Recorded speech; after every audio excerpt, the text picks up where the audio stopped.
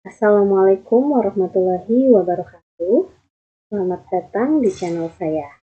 Hari ini kita akan membahas salah satu teknik penting dalam analisis kimia, yaitu teknik gravimetri.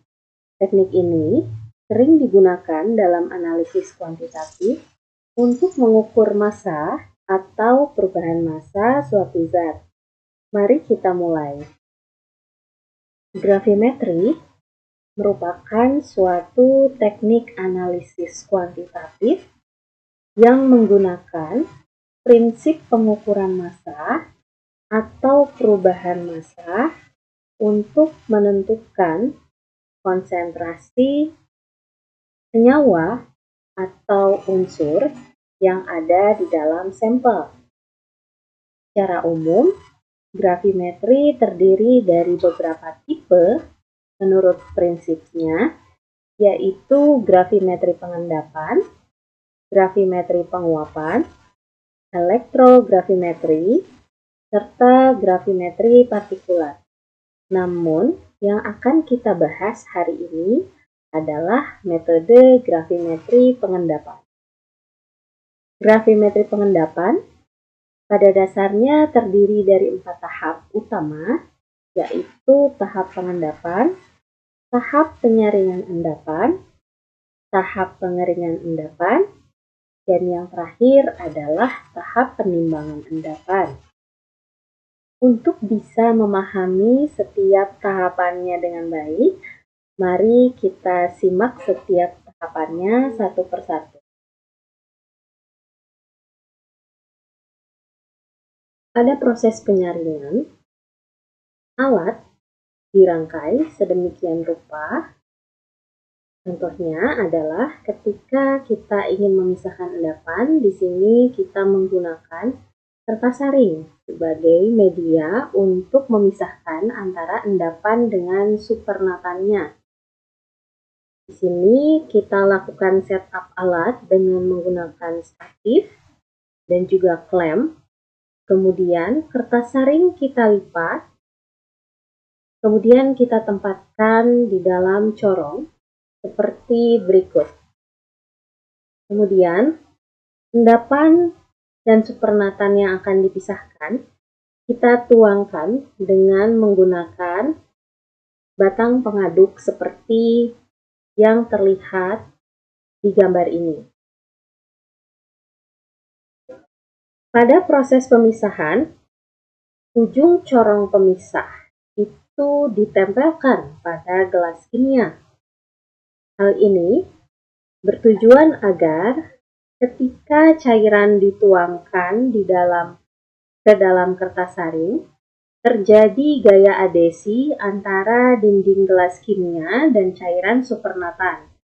Dengan demikian, ujung corong pemisah dapat terisi penuh oleh supernatan sehingga proses pemisahan berlangsung lebih cepat.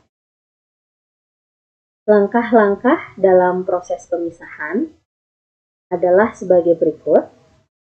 Yang pertama, tuangkan supernatan ke dalam kertas saring hingga habis. Setelah itu, pindahkan endapan yang tersisa ke corong pemisah dengan menyemprotkan air menggunakan botol semprot.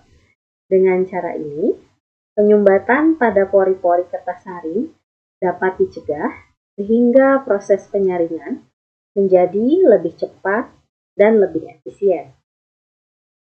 Sebetulnya ada cara lain untuk menyaring endapan atau untuk memisahkan endapan dengan supernatan, yaitu dengan menggunakan vakum. Dengan cara tersebut, proses penyaringan akan berlangsung lebih cepat. Pada tahap ini adalah tahap pengeringan endapan. Tahap pengeringan endapan bertujuan untuk memastikan semua pelarut habis menguap. Pada tahap ini, alat yang bisa kita gunakan untuk mengeringkan endapan adalah oven. Sebelum kita masukkan ke dalam oven, endapan akan kita masukkan bersamaan dengan kertas saring ke dalam cawan krus yang memiliki ketahanan pada suhu tertentu. Kemudian, pada awal pemanasan, kertas saring akan berubah menjadi arang atau karbon.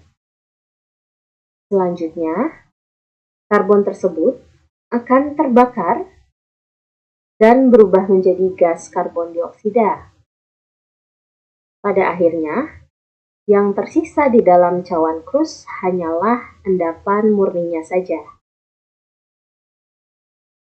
Cawan krus ini kita masukkan ke dalam oven.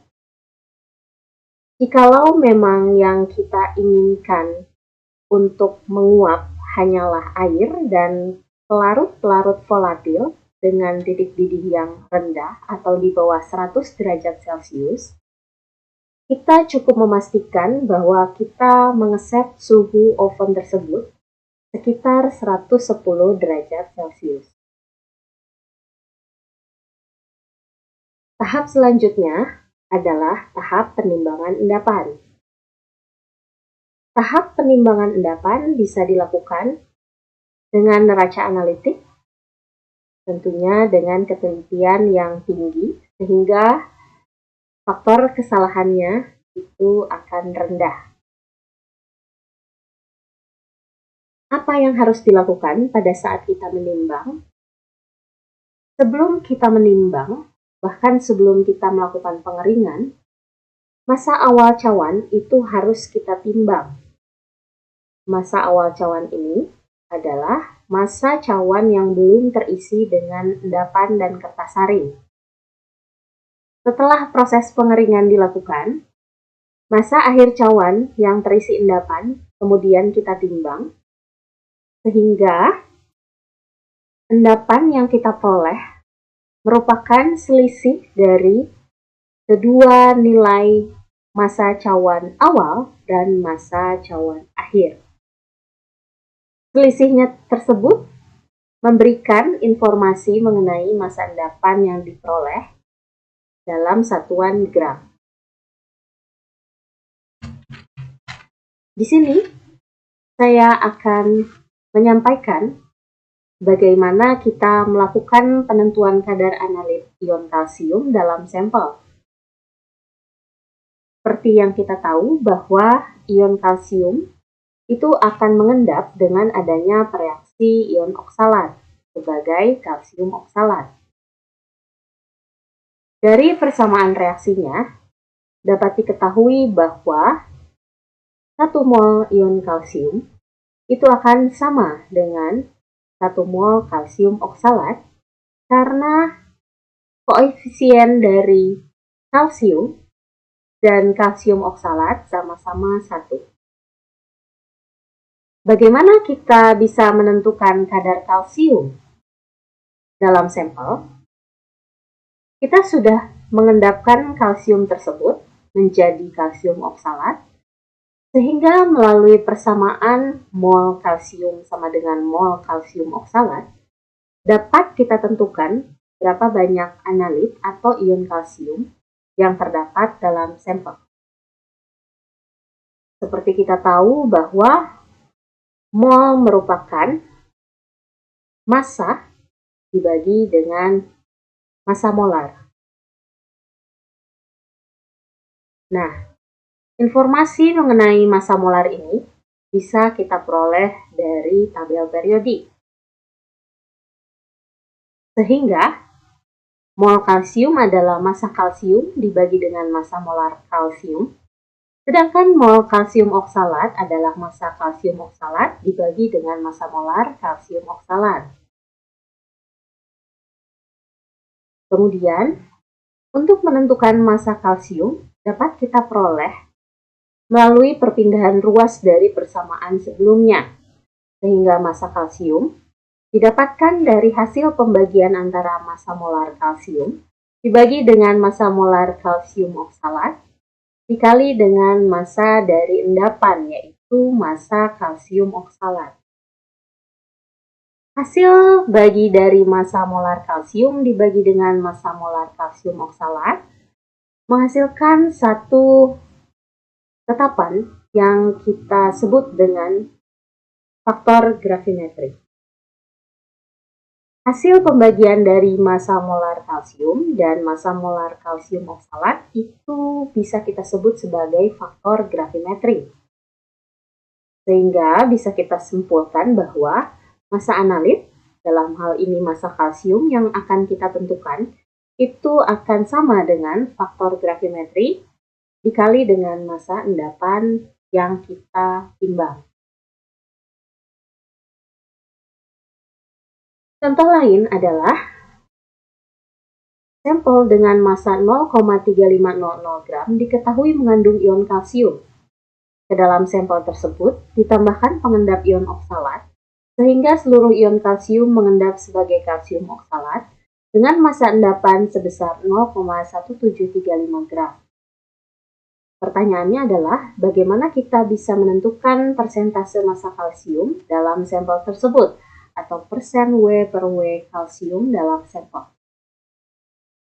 Melalui perhitungan seperti yang sudah dijelaskan sebelumnya bahwa massa kalsium adalah massa molar kalsium dibagi dengan massa molar kalsium oksalat dikali dengan massa endapan yang kita peroleh yaitu 0,1735 gram sama dengan 0,0543 gram. Di sini baru kita dapatkan massa kalsiumnya saja.